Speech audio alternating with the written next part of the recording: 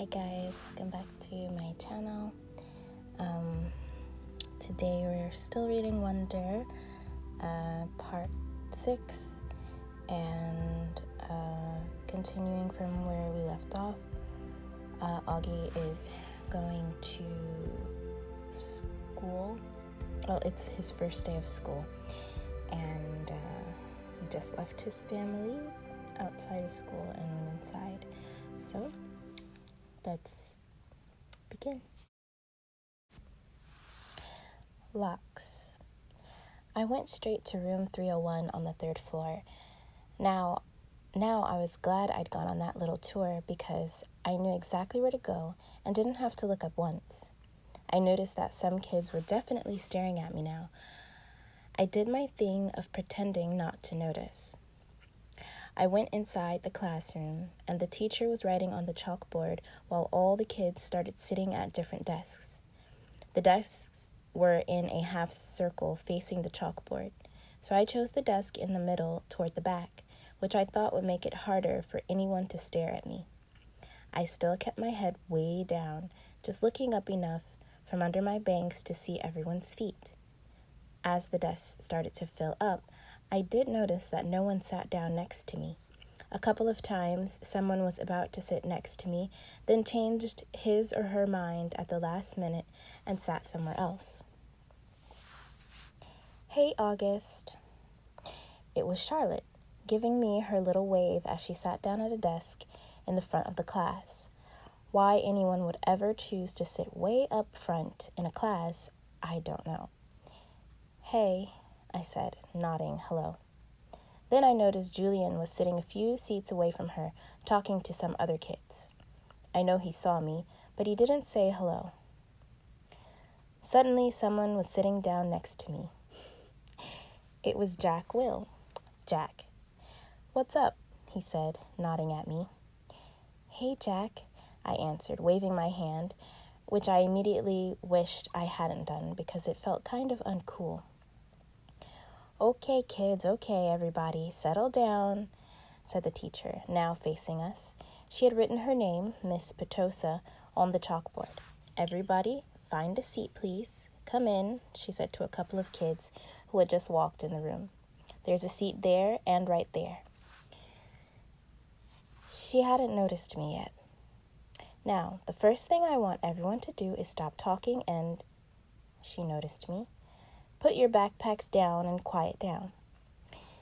She had only hesitated for a millionth of a second, but I could tell the moment she saw me. Like I said, I'm used to it by now. "I'm going to take attendance and do the seating chart," she continued, sitting on the edge of her desk. Next to her were 3 neat rows of accordion folders. When I call your name, come up and I'll hand you a folder with your name on it. It contains your class schedule and your combination lock, which you should not try to open until I tell you to. Your locker number is written on the class schedule. Be forewarned that some lockers are not right outside this class, but down the hall. And before anyone even thinks of asking, no, you cannot switch lockers, and you can't change locks. Then, if there's time at the end of this period, we're all going to get to know each other a little better, okay? Okay. She picked up the clipboard on her desk and started reading the names out loud. "Okay, so Julian Albans," she said, looking up. Julian raised his hand and said, "Here," at the same time. "Hi, Julian," she said, making a note on her seating chart. She picked up the very first folder and held it out toward him. "Come pick it up," she said, kind of no nonsense. He got up and took it from her. "Jimena Chin?" She handed a folder to each kid as she read off the names.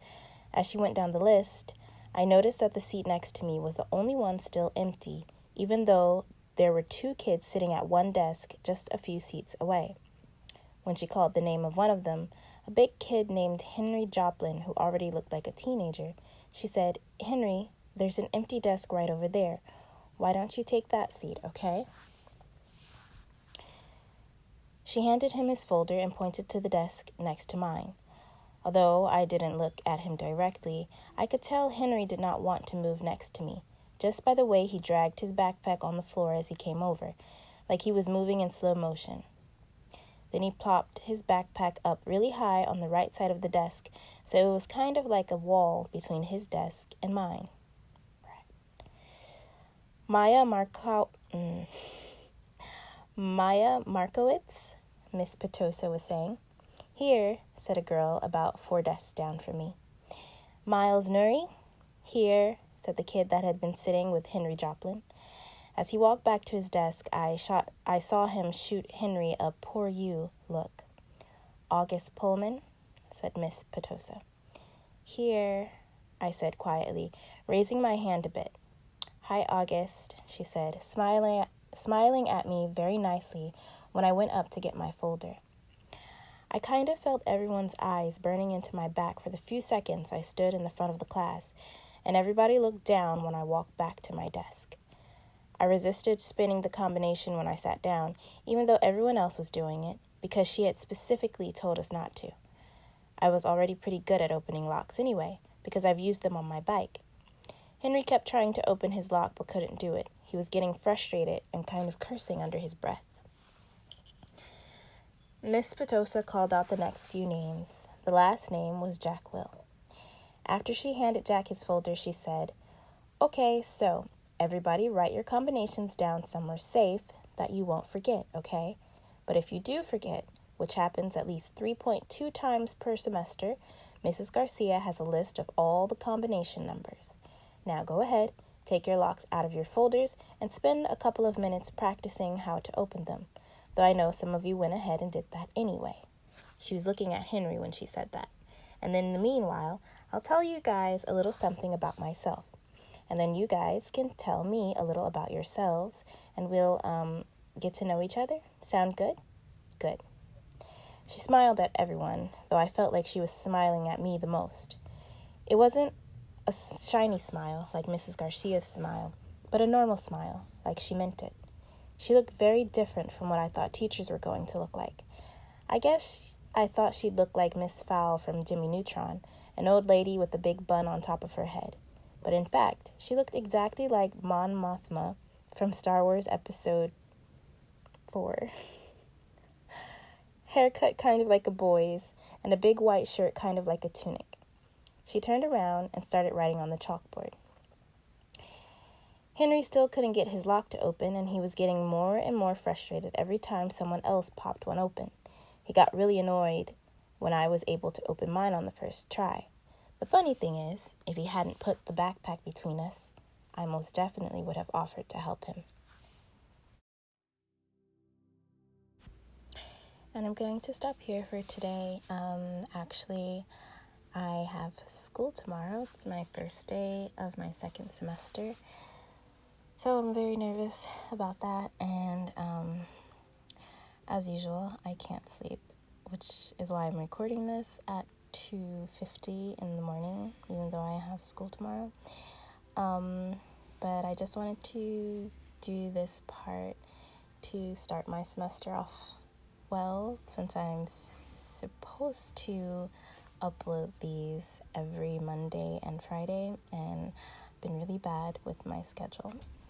But so only one section today, and I hope you enjoyed it. If you have any questions or comments or suggestions, book suggestions, let me know in the comment section or send me a message if you speak to me somewhere. But thank you so much for listening. I hope you enjoyed it. Take care. Bye.